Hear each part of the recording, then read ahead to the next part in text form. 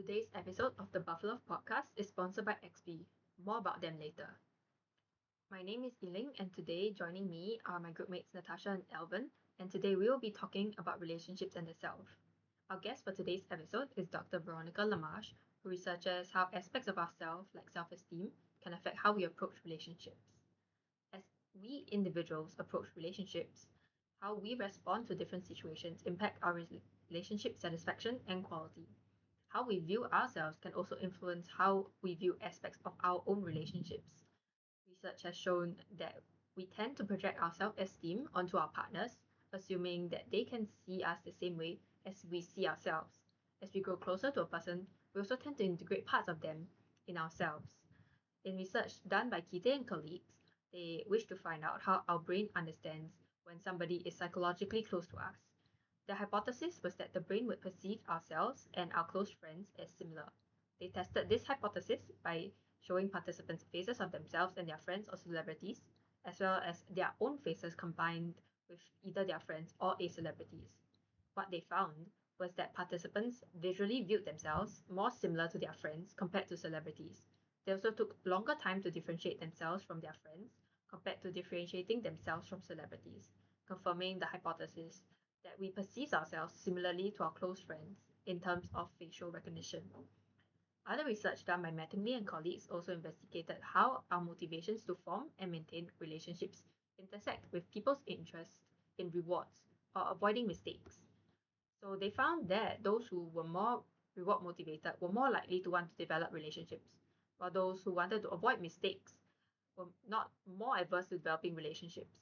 And lastly, our guest today wrote a paper with Jonathan Rawson investigating how one's self-esteem impacts our risk perception in relationships. People with high self-esteem are more likely to engage in relationship behaviors more often. However, this is not because they are more tolerant of risk, but rather because they focus more on the things or ways that these behaviors can benefit them instead of what they might cost. Okay, before we continue, let's take a quick break because we have a very important sponsor today. Something that may fix your love life. Ooh. Today's episode is sponsored by XP. This is the first dating app that is based on the concept of self-expansion. The app will give you matches based on your self-expansion score. What if you could find someone who not only compliments you, but also expands you? Love is not only about physical appearance, but also how the other person can help you grow. And here's how it works. XP will provide users with a set of multiple choice questions to measure their self-expansion level based on their responses. The questions will measure how much you want your relationship to involve growth, adventure, and exploring new experiences. After the quiz, XP will calculate their self-expansion score out of 100. If your score is high, you're someone who will want to try new experiences. If you have a lower score, you will match with someone with similar interests, so you will not be asked to do a first date activity that is out of your own interest. XP doesn't just match you randomly, but matches someone whose self-expansion score is similar to yours. Additionally, at just $19.99 a month, you can unlock the premium feature. For this premium feature, not only can you see who liked your profile, along with unlimited likes, you can also see the score of your matches and see how they answered to some of the quiz questions. So, if you are tired of dating someone who doesn't match your vibes, try XP today. Expand your world and find the right person. Now, let's get back to our regular scheduled program. So here with us for our interview today is Dr. Veronica Lamarche. She is one of the authors of the paper, Can I Tolerate That Kind of Behavior? Self-Esteem, Expected Benefits, Risk Perceptions, and Risk Tolerance in Romantic Relationship, which is a paper that we went through in our class. So thank you, Dr. Lamarche, for being here today. Would you like to briefly introduce yourself and the work that you do? Yeah, thank you very much for inviting me to join you today. So I'm Dr. Veronica Lamarche. I'm an associate professor at the University of Essex in the UK, and I'm primarily a relationship researcher. So while I use social personality psychology theories in my research, I usually apply them to the context of romantic relationships. And I'm really interested in understanding how people balance trust and dependence in relationships, especially when they feel uncertain or vulnerable. So maybe would you like to share what got you interested to studying this very specific paper or just this field in general? So for this particular paper, I've done a lot of research in the past that looks at self-esteem and how people with high versus low self-esteem approach vulnerable contexts within their relationships and make decisions to connect with other people or to maybe withdraw from their relationship when they're feeling threatened. And my co-author on this paper, Dr. Jonathan Rollison, is a risk and decision-making researcher. And so we were talking about how could we apply his risk and decision-making lens to the decisions that people make to engage in certain behaviors in their relationships and understand if people actually see the same behavior as more risky or more beneficial depending on their self-esteem. Would you like to elaborate a little bit on relationship threats since it is quite a large topic that's covered in the paper? Yeah. So I think about a relationship threat as anything that makes you feel uncertain or vulnerable within your relationship. So we can think about in any kind of relationship, we're going to have really great days, but it's also normal to sometimes have disagreements or fights with your partners or to maybe feel let down by their behaviors. And that's completely normal. It doesn't mean that you have a bad relationship. But how do you respond to that moment where your partner has forgotten to do a favor that you asked them to do? How do you respond to the moment where you need to ask them to do that favor for you in the first place? And you might feel, well, if I ask them and they say no, that's going to really hurt my feelings. Oh, I really want to go to see this movie. What if they don't want to do that with you? Oh, I really am feeling sad today. Do I feel comfortable asking you for a cuddle and reassurance, or do I worry that you're going to blow off my feelings and tell me that they're not that big of a deal? So these are the kinds of threats that we talk about. And so really, it's not necessarily that you feel threatened, it's that you feel vulnerable in your relationship in that moment. And what really matters is being able to kind of rise above that vulnerability and try and still connect with your partner instead of letting the vulnerability take over and get you to withdraw or disengage. Could you give us some examples of relationship threats that you would use in the laboratory as like a variable for the studies? Yeah, so one of the common ones that we use and we used in this study is we actually just get someone to describe a time their partner hurt their feelings. So again, it's up to the participant to decide what that means. And reading through people's answers, sometimes it's really big things. We have some people talk about when their partner cheated on them. And then sometimes for other people, they think of something that's maybe less serious or we would think is more minor, and they talk about how they were feeling, they were in a bad mood, their partner was in a bad mood, and they were just really grumpy with each other, and that hurt their feelings because it was an unpleasant experience. So we kind of give it to the participant to describe the moment that was threatening for them. But that's a type of manipulation that we use sometimes in the study, and those are the ones we used in this particular study as well. So I think one of the main questions that we would have when reading this article is by applying it to our own self. So let's say, for example, if I am a person who perceives most relationship behaviors as high risk because I have low self-esteem, would it be advisable for me to just engage in these behaviors anyway? Because I know that these are maybe not real, right? So would you say it's worth just going for it and yeah, basically. Yeah. I think that's an important takeaway for this particular study. We gave everyone the exact same behaviors, and I think it's very interesting to see that those self-esteem differences changed how risky and how beneficial those behaviors were. So one of the behaviors, for example, is asking your partner for a kiss. And the fact that a high self-esteem person sees this as not at all risky and very beneficial, and someone with low self-esteem sees it as riskier. And we know the riskier you saw behaviors, the less likely you are going to actually engage with them. So to your question, I think recognizing that there's your own bias of risk, and that risk is putting you off in doing these different types of behaviors can be really worthwhile, because these are all behaviors. We chose these behaviors because they're all good for the relationship. They're things that are good for relationships, good for human connection. And in fact, we didn't see any differences. We included originally some really, really risky behaviors. You know, is it okay to cheat on your partner? Is it okay to, do these very negative things?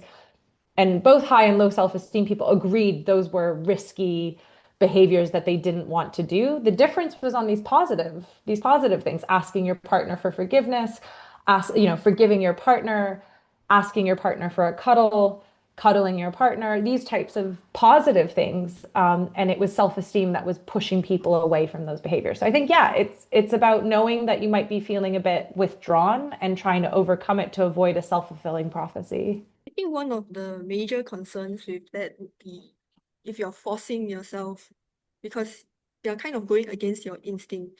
So what if you confirm that instinct is true because you engage in it and then as you expected, you get rejected, something like that.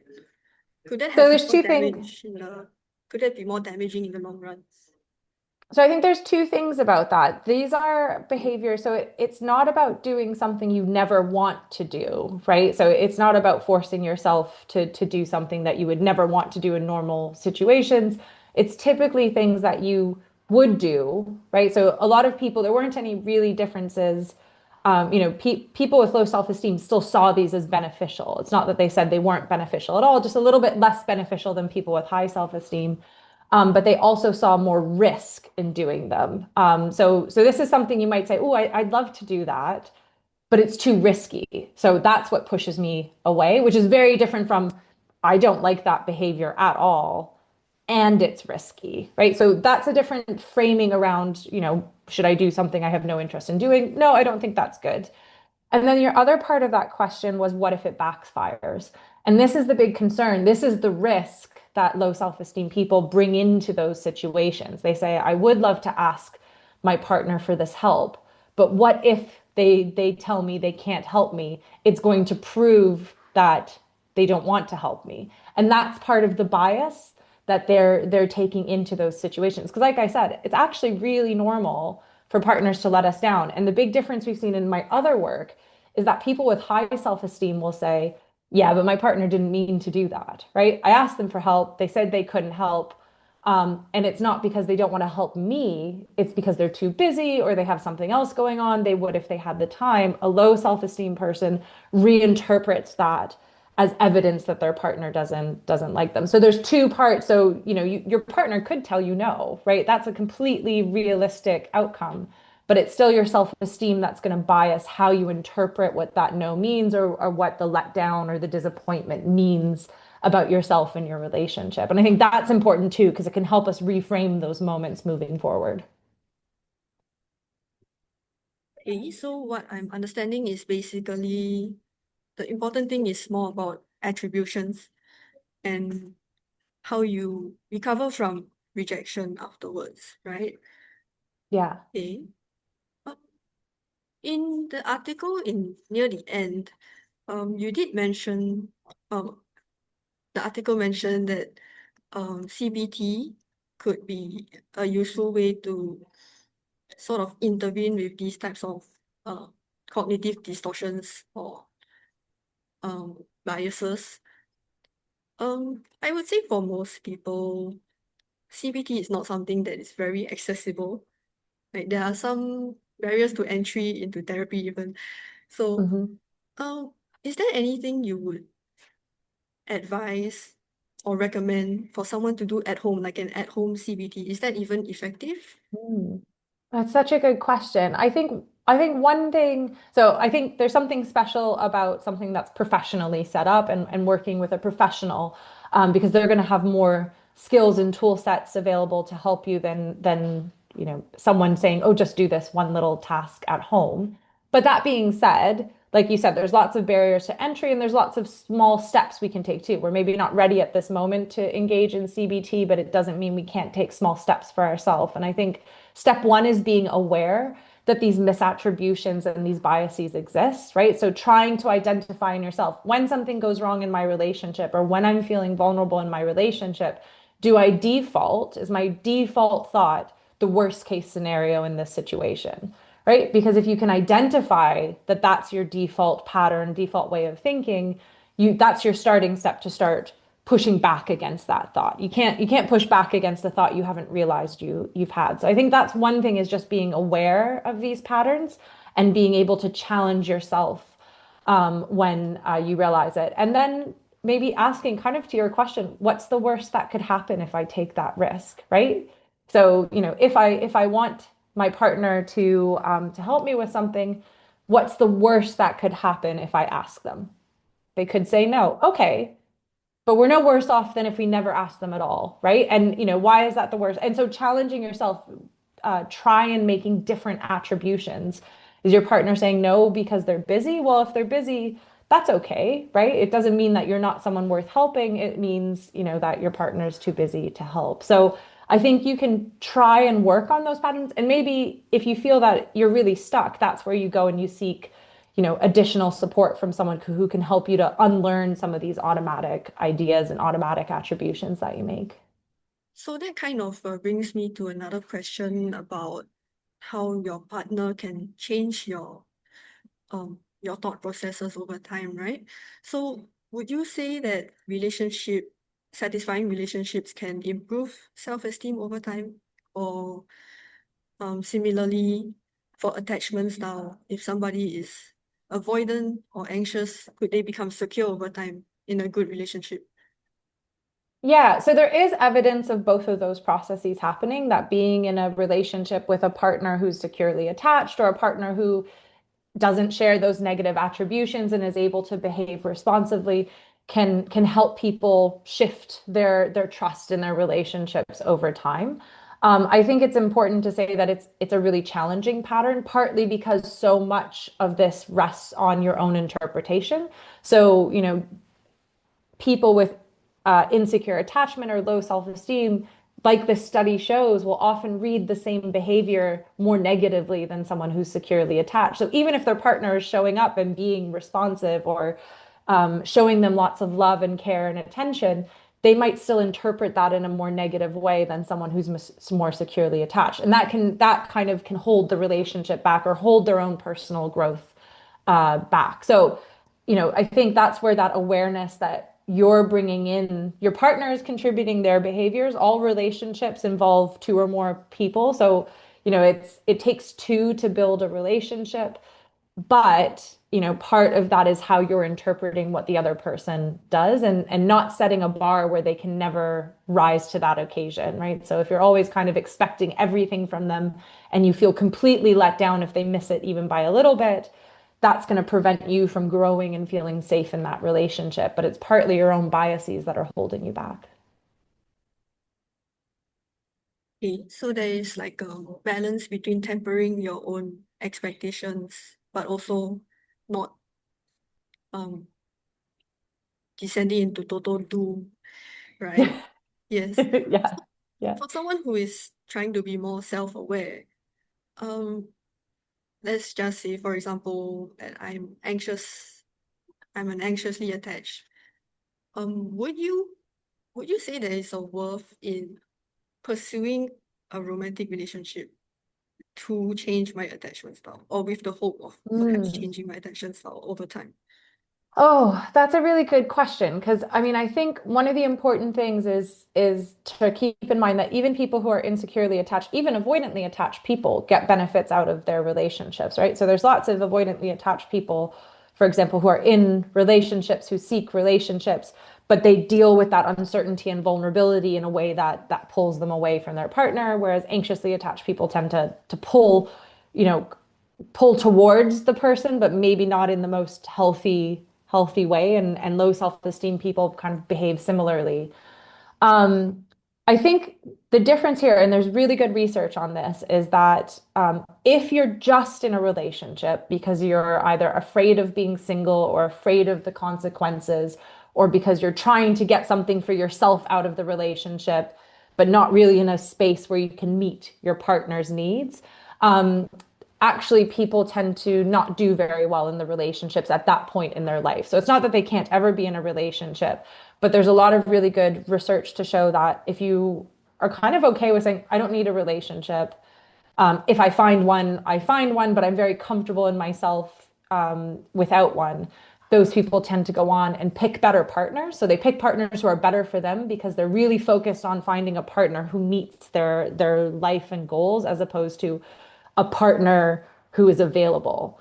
And so that's a really big difference is that comfort in yourself can actually improve your choice and your picking processes, which leads to better relationship outcomes over time. So my advice would be if you're really just being in a relationship because you're hoping it'll fix your attachment, well, once I'm in a relationship, someone will prove to me I can trust them and love them. I'd say maybe wait, work on trying to work on those cognitions yourself first so that you go into that relationship feeling more comfortable and confident.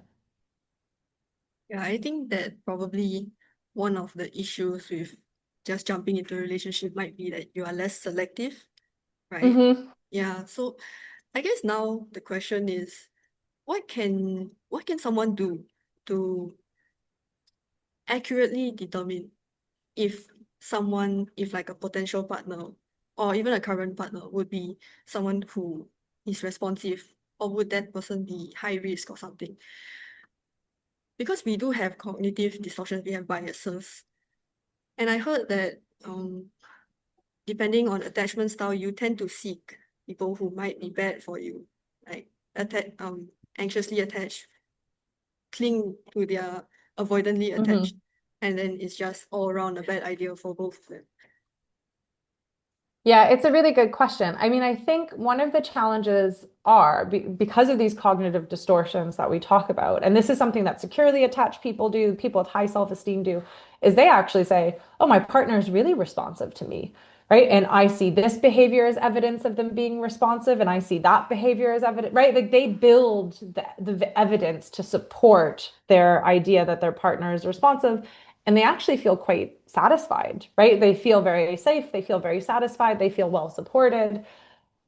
Anxiously attached or insecurely attached people and people with low self-esteem build the different portfolio of evidence, right? They find all the evidence that suggests this person isn't trustworthy, their partner isn't responsive to them because when I asked them to do this, they did something else, right? And so the problem with these biases is you end up at the end of the day with two different portfolios of evidence that look really, really different.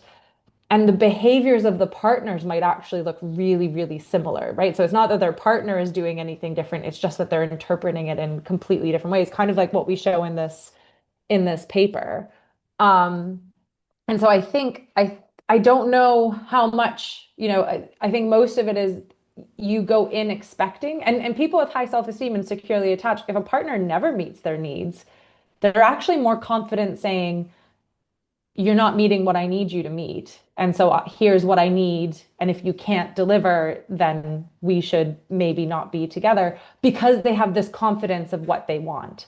Right. And that's a really big difference. They're not necessarily settling and just completely, polishing and saying, oh, but everything is perfect. They're comfortable saying, oh, today wasn't perfect.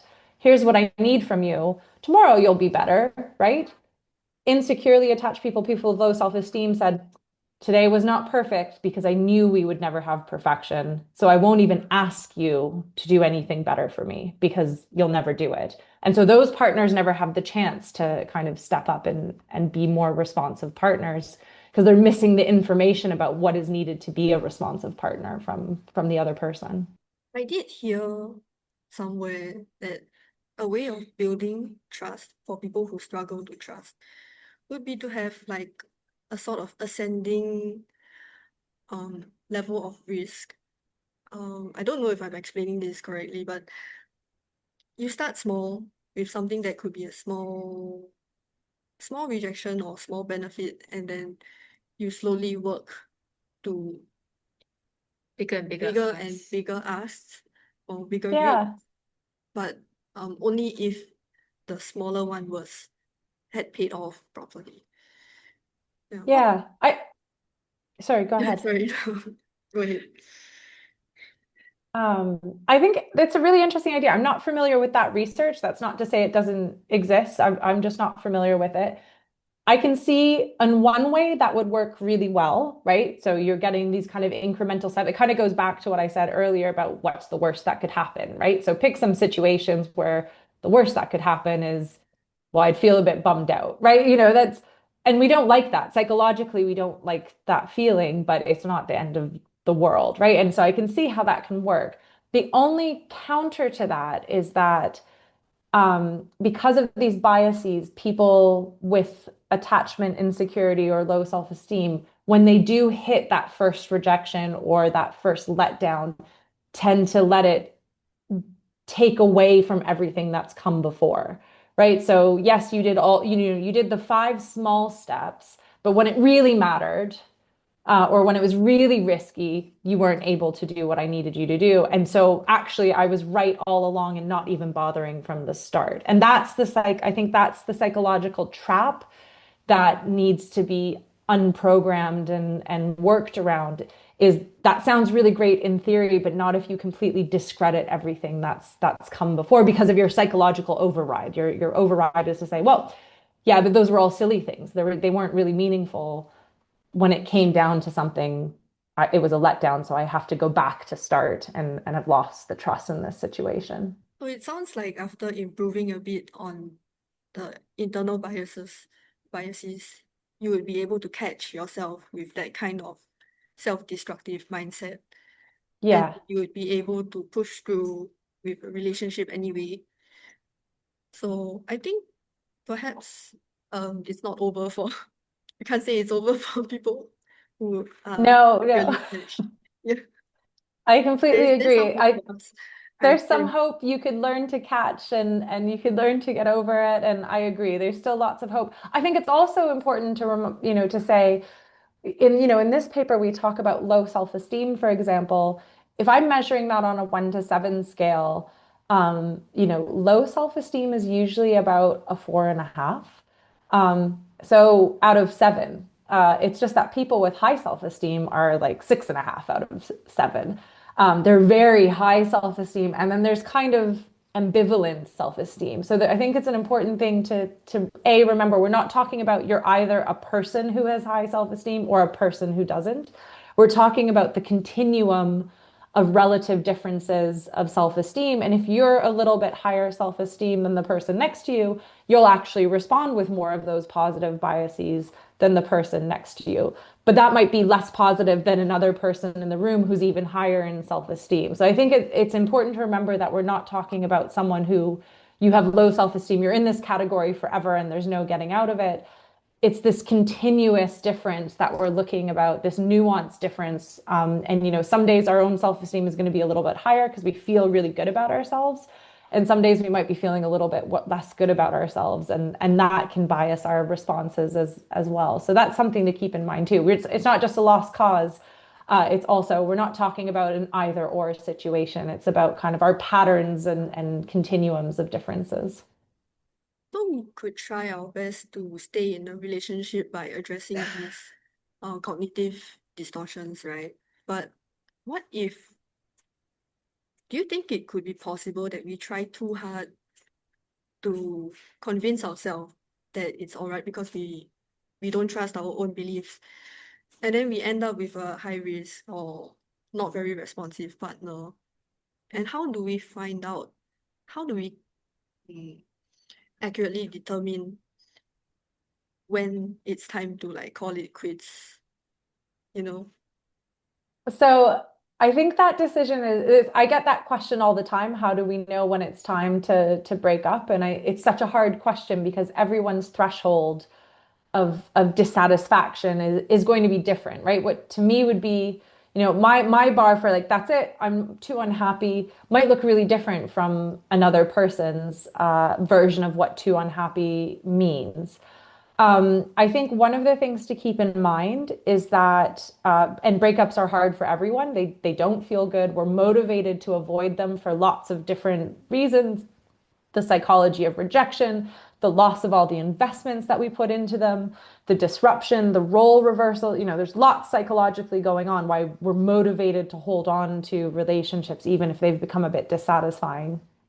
Um, but I think the thing to keep in mind is people who feel more confident in a relationship not meeting their needs feel more comfortable just making the decision to leave that relationship. But they also feel more positively about the relationship even after the breakup. So they kind of still see both the silver linings in the relationship, like, oh, we weren't meant to be, but when we had the good days, they were really good for these reasons. And now that we're broken up, they're more able to focus on the positive silver linings of the breakup, what the breakup allows them to do to grow as a person, to be more prepared for their next relationship. Whereas people who are more insecurely attached tend to focus more on the negative emotions of the breakup, like how the breakup is making them feel. And that makes it more difficult for them to move on to the, to the self-healing part of a breakup. So I think everyone will have to make a decision for themselves about when they've reached a point where the relationship is just not working for them. But then how you cope with that can, again, it's about those attributions. If you can be more positive about the process, you'll actually recover more quickly than if you kind of ruminate and focus on the negative feelings of that breakup. So on the topic of rumination, do you think, well, I don't know if this is very related to rumination, but would you say self-distancing would be a way to manage, a positive way to manage that? Or is that more like avoidance? It's tricky because it kind of falls under more avoidant tactics. So I think one of the important things to keep in mind and remember is that a lot of the behaviors and cognitions that people use to cope with these negative feelings are adaptive because they help you cope with the feelings, right? So being avoidant, distancing from the relationship, distancing from the trigger of pain, those are all psychologically useful ways of coping with pain, but they have a negative consequence for the relationship itself, right? So it means you've withdrawn from your partner and now you're going to have to work to get closer. And I think too, when we think about people who are more adaptive in their relationships, it's not that they never feel angry or upset or hurt, or right? It's not that they never feel the negative emotions, but they're able to pull back towards the partner much faster than the people who, like you said, the rumination actually makes them, well, the only way for me to get over this is to completely distance from the partner. And that makes it harder to repair and harder to pull back. So, it's functional in the one way because you stop feeling the hurt, but now you've made yourself a bit more vulnerable in another way because, well, now I really have to draw close to my partner because I've pushed them so far away from me, even if it's psychologically. Sounds very nuanced and complicated. I think so, yes. Relationships are difficult, yeah. Relationships are difficult, I think. Yeah. I don't know if we have time for this next question, but it is of personal interest to us. We saw that you had a lot of works on parasocial relationships. Hmm. So that's probably something that people with low self-esteem would be prone to, since I think in the article you mentioned um, there's a barrier to entry for relationships for people with low self-esteem. So I think now with social media, people with low self-esteem might turn more to parasocial relationships, or it might be harder to resist. Um, my question would be, um, would that be a significant challenge for low self-esteem going forward into romantic relationships? So, what I'd say to that is in our parasocial relationship research, what we find is that actually both people with high and low self-esteem have parasocial relationships, right? So they're just as likely to say, I have my parasocial relationship, I like this person, I feel this strong connection. And actually, it was really, really common. We were really surprised at just how common it was, people with different age groups, different backgrounds, but lots of people in the population have a parasocial relationship. To me, what the difference is kind of what you're alluding to. So, in one of the studies, we found that people could actually compensate for times when they're feeling lonely or just let down by people in their real life. And specifically, high self-esteem people were actually more likely to say, I think my parasocial relationship could be responsive to my needs. They can support me, which is a bit weird because they can't, right? They literally can't do that, but psychologically they felt like they could. But low self-esteem people didn't show that movement because they were already high on that. They were already on regular points of time saying this is something that they're providing me with. And so I think the difference is, like you said, I think it actually shows it's very normal and adaptive that people will say, I can retreat to this type of relationship when I'm feeling unsafe, when I'm feeling, let down by people in my real world. But if low self-esteem people are chronically feeling let down by people in the real world, and so they're always turning to parasocial relationships instead of real relationships, you get this potential distance that makes it maybe hard to come back from. It goes back to that question, is that about avoidance or is it just a tool that they're using? It makes them feel better and it makes them easier to go and have a conversation with a friend or a family member. And we don't know from that study. But yeah, I think there's an interesting, even people with high self-esteem are turning around and saying, like, actually, my parasocial relationship really values me as a person, which they can't do because they don't know you. But everyone is engaging in that protective thought process, but low self-esteem people might be doing it more consistently because they feel more under threat in their real world. Like a sliding scale of how severe um is your parasocial relationship or how dependent are you on it, right? I think how dependent. Yeah, if you only invest in the parasocial, I think it shows you can invest in those parasocial relationships, and that's really psychologically useful. But if you do that at the exclusion of your in-person relationships, that's maybe where it's gonna break down how useful and good it is for you to do. If somebody suspects that they are heavily reliant on parasocial relationships, would you have any advice on what they could do to perhaps reduce that dependence and embrace real relationships again? So I think this goes back to a suggestion you had earlier, and I think in this type of situation is a really great one. So try and think about really small steps you can take to interact with other people, right? So maybe that's just saying hello to your barista at a cafe that you like, or that you go to all the time. Or I know there are some cafes that have tables that say, if you sit here, I'm willing to have a chat with anyone. Just if you're sitting here with this sign on the table, anyone can come up with me and just have a informal discussion or chat so that you practice talking with a stranger. You can sit down and just join a stranger. And a former colleague of mine has a whole book out called The Benefits of Talking to Strangers. If you look up Gillian Sandstrom, she has a whole book on why talking to strangers is really useful. And I think that's a really great way that we can practice those small steps of trying to show that other people are trustworthy and worthy of approach, is through these tiny little moments of connection with other people when the stakes are low, because you get off that train and you'll never see that person again. And if the conversation didn't go well, that's okay, right? Because you'll never have to see them again. But it gives you that opportunity to practice those low risk types of interactions. It's actually very interesting that you mentioned that about the cafe setup where I've actually never heard of that. I think Maybe not in Singapore, yeah, I maybe don't think overseas. Maybe not in Singapore has Singapore. that. Yeah, Yeah. probably not. But it sounds very interesting. I think the culture here is more like Don't I'll mind my be- own business and you mind your own business. And I let's pretend each other we Don't don't exist. exist. Yeah. I I think that's actually really similar for a lot of people in the UK where they don't want to interrupt each other's businesses. And that's why a movement is particularly to help older adults who are maybe feeling lonely and disconnected. And so they set up at different cafes that would participate. If you're sitting here, you can come and interrupt and ask me about my business because I won't be offended. You won't be breaking a barrier. You won't be breaking a taboo in our culture because I've said I'm open to this.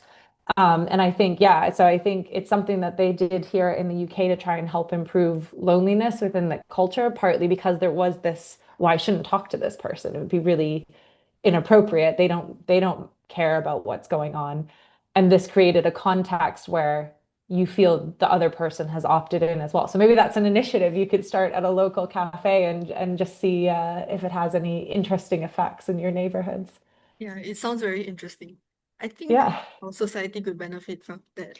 Yeah, a lot. yeah, yeah, yeah. We are quite antisocial. Perhaps getting worse recently. Um, okay, I think that's all for our questions. Would you have anything else to add before we end off for today? I think your questions were really thoughtful and detailed. I guess I could just say you had one of your ending notes. What would I say the most important takeaway from your findings on risk and self-esteem? And I would say, I think one of the most important takeaways is how much of these experiences lie within our own control of interpretation. And that's not necessarily a quick fix solution, but it gives us control over possible solutions and changes in our life than if we had to just wait for other people to change how they behave. So there's a certain amount of weight that comes with that realization, but there's also a certain amount of power. And I think that's why this kind of work is maybe important to realize where we do have control and power in our own relationships. I think that all. that shall be all. Thank you so much. This has been a very insightful discussion, and it was really great to have you. Yeah, thank you so much. Thank you. Thank you all, and say hi to Tommy for me, and and enjoy the rest of your evenings. In conclusion, a fulfilling close relationship begins with the self. Much like what the research says, and as discussed, it is the way we think and the way we perceive our world that can help or hinder our close relationships.